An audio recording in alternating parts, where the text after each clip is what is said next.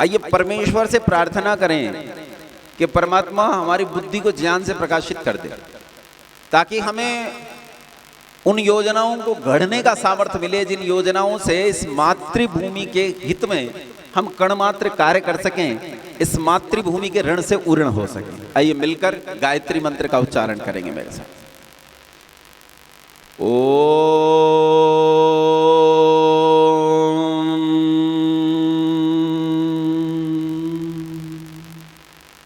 ओम भूर्भुवः स्वः तत्सवितुर्वरेण्यं भर्गो देवस्य धीमहि धियो यो नः प्रचोदयात्।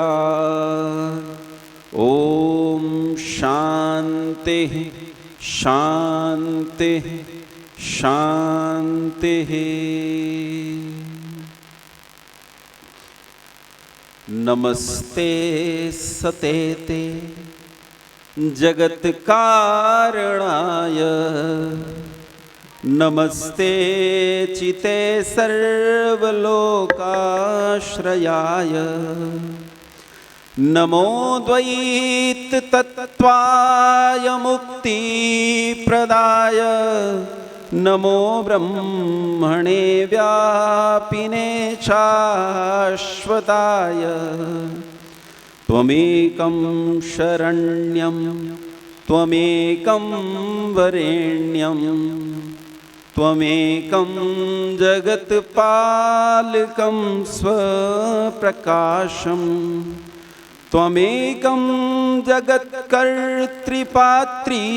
प्रहर्त्री, त्वमेकं परं निश्चलं निर्विकल्पं। भयानां भयं भीषणं भीषणानां, गतिः प्राणिनां पावनं पावनानां, महोच्चैपदानां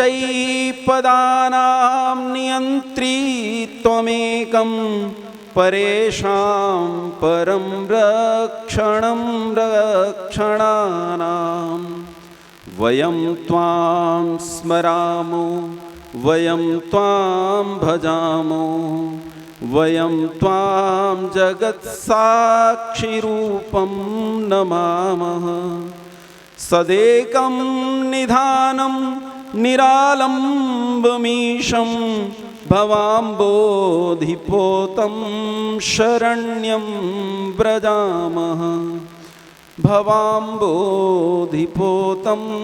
शरण्यं व्रजामः। मंचस्थ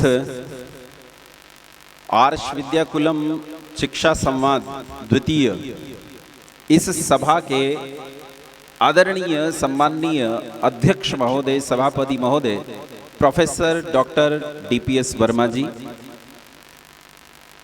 आज इस सभा के बीच में अपनी प्रस्तावना वक्तृता आपके सामने प्रस्तुत करने वाले प्रोफेसर डॉक्टर तुंगवीर सिंह जी, मंचस्थ सभी सन्यासी वृंद, आदरणीय वानप्रस्थी नरेंद्र मुनि जी और आदरणीय जगजीत जी, आदरणीय हरिनारायण जी और गौतम जी, इस सभा का बहुत कुशलता के साथ बड़े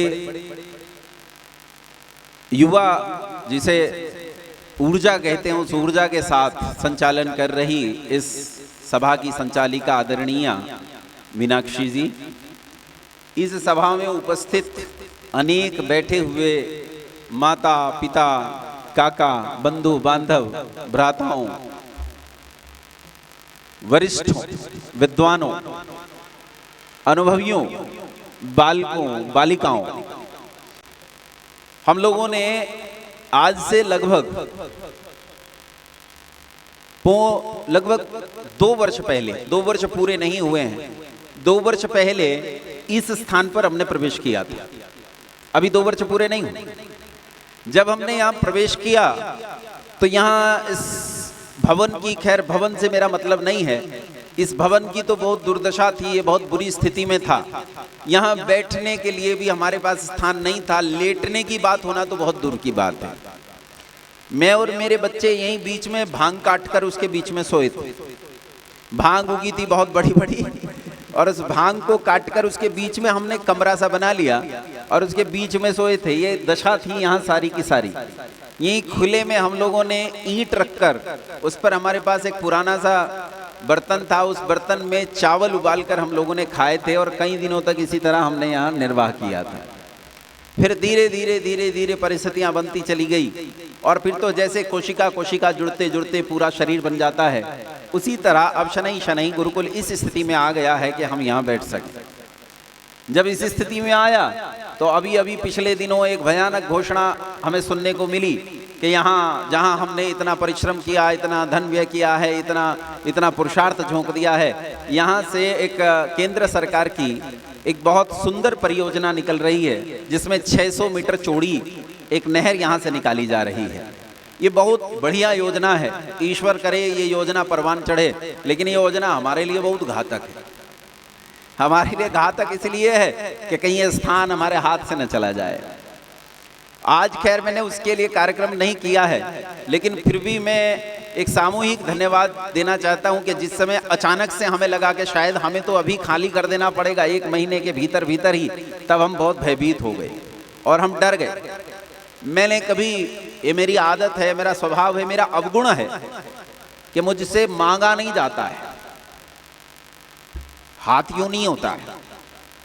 मैं कुल में इसी में जन्मा हूं जिनका काम यही रहा है, लेकिन मुझसे ये होता नहीं है, बड़ा मुश्किल है। लेकिन फिर जो जैसे विकास जी हैं, गोविंद जी हैं और कितने सारे लोग हैं, माताएं हैं, बहनें हैं, इनका बहुत ज़्यादा मुझ पर आग्रह आया। इन्होंने कहा कि चले ही जाना पड़ेगा, तब कहाँ जाओगे छात्रों को लेकर, कहाँ बैठोगे। और तब मैंने आग्रह किया कि हमें गुरुकुल के लिए भूमि को क्रय करना पड़ेगा, इसके लिए हमें ज़मीन की ज़रूरत है। आप आश्चर्य करेंगे, यहाँ मैं एक एक व्यक्ति का नाम अभी घोषणा नहीं कर रहा, उसके लिए कार्यक्रम मैं अलग से करूंगा, लेकिन आप आश्चर्य करेंगे, विकास जी का मेरे पास हर 3 घंटे में फोन आने लगा। आचार्य जी इतना धन आया, आचार्य जी इतना धन आया, आचार्य जी ये सूचना आई, आचार्य जी ये सूचना आई। अपार आज से आप आश्चर्य करेंगे, ये सामर्थ्य देखिए कि हमारे इस छोटे से वर्ग ने 2 दिन के भीतर 22 लाख रुपए इकट्ठे किए। 22 लाख। जोरदार करतल ध्वनि से स्वागत करें, क्योंकि आप ही सब लोग हैं, आप ही के बीच में से आए। इसमें मैं आश्चर्य की बात आपको यह बताऊं कि एक व्यक्ति ने 10 लाख रुपए दिए हैं, एक व्यक्ति ने 10 लाख रुपए दिए, लेकिन एक और व्यक्ति है जिसने मेरे पास 10 रुपए दिए। 10 रुपए, मैं जिसने वो 10 रुपए दिए ना, मैं इतना अभिभूत हुआ उन 10 रुपए से। ये अद्भुत बात, मैंने पता किया कि ये कौन है, तो वो 12वीं कक्षा का एक छात्र है जो 10 रुपए हमारे पास दान के लिए भेजता है। ताज्जुब की बात है, अपनी पॉकेट मनी में से बचाकर पैसा भेज रहा है। तब उस दिन वो 10 रुपए पाकर मुझे लगा कि मैं सच में काम कर रहा हूं, मैं सच में काम कर रहा हूं। देखो 10 लाख रुपए जिस व्यक्ति ने दिए, उस व्यक्ति का सामर्थ्य वो दे सकता है, वो तो ज्यादा भी दे सकता था, उसने तो बचाया होगा कहीं और देने के लिए भी, लेकिन जिसने 10 रुपए दिए हैं उसके पास 10 रुपए से ज्यादा का सामर्थ्य नहीं था, लेकिन उसने 10 रुपए दिए। मैं चाहता हूं वो यहां होगा जरूर। जोरदार करतल ध्वनि से स्वागत करें। और मैं आप सबका इस स्नेह के लिए, इस प्रेम के लिए धन्यवाद अर्पित करता हूं कि आप लोग इस बढ़ने के क्रम में काम कर रहे हैं। खैर, आइए हम आज के अपनी चर्चा पर चलते हैं। बंधुओं, आज से 2 साल पहले हमने जो अभियान शुरू किया था, जब मैंने पहली गूगल मीट की कक्षा ली, तो उस गूगल मीट की कक्षा में केवल 12 लोग जुड़े थे, केवल 12 लोग जुड़े। और मुझ पर अमरजीत का दबाव रहा कि आप इस कक्षा को लो। मेरी बिल्कुल इच्छा नहीं थी, क्योंकि मैं थोड़ा सा पुराने जमाने का हूं और ये नई टेक्नोलॉजी मुझे रुचि नहीं रही थी। मुझे लगता है आदमी सामने बैठा हो, मुझे उसकी हाना तो पता चले, इसे समझ में आ रहा है कि नहीं आ रहा। वो गूगल मीट में आदमी दिखता नहीं था, तो एकदम ही अद्भुत और अजीब बात थी कि मैं कैसे करूं, कैसे इन्हें पढ़ाऊं। मैंने किसी तरह आनन फानन में 7 दिन में वो कक्षा खत्म कर दी।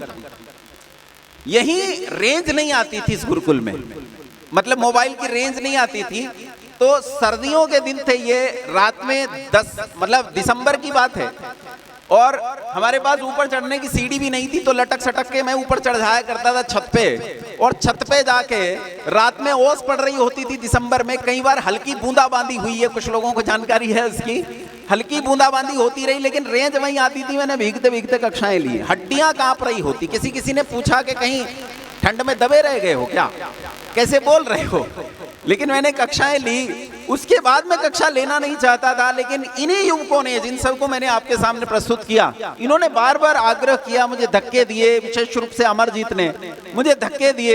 एक लड़का आजकल गुरुकुल में पढ़ने चला गया, आकाश, शुरू में बहुत बढ़िया काम आकाश ने किया था, बहुत बढ़िया काम किया।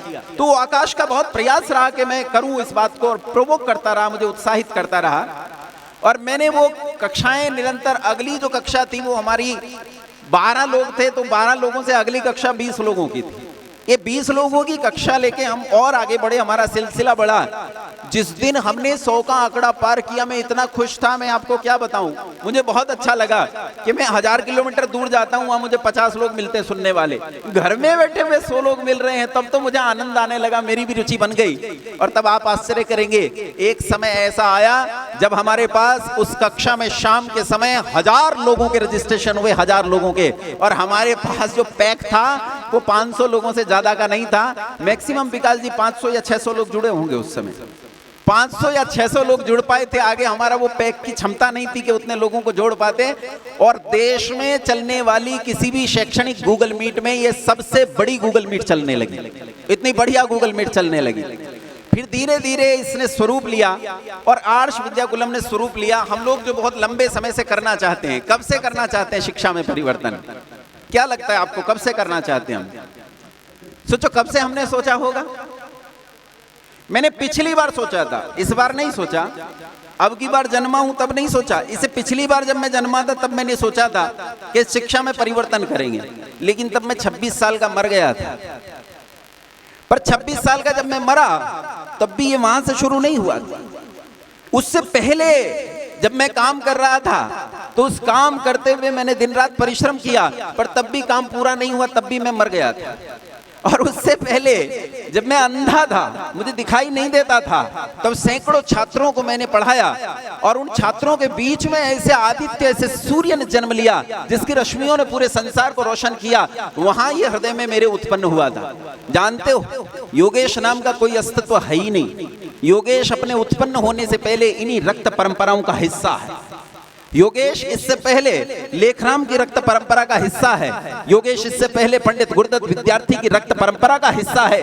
वो उससे पहले दयानंद, और उससे पहले बिरजानंद, उससे पहले शंकराचार्य, और उससे पहले आदि ऋषियों का हिस्सा है। वहां से चली हमारी परंपरा, इसी शिक्षा प्रणाली पर काम करती चली आ रही है। तो हम में से कोई एक कण उत्पन्न होकर कहे कि मैं काम कर रहा हूं, तो भैया तेरी कोई औकात नहीं है। योगेश नाम के कितने आए, कितने मर गए, कौन जानता है योगेश को। वास्तविकता यह है कि वो सिद्धांत जो तेरे भीतर छोड़ा गया है वो जिंदा है या नहीं है, वो महत्वपूर्ण है।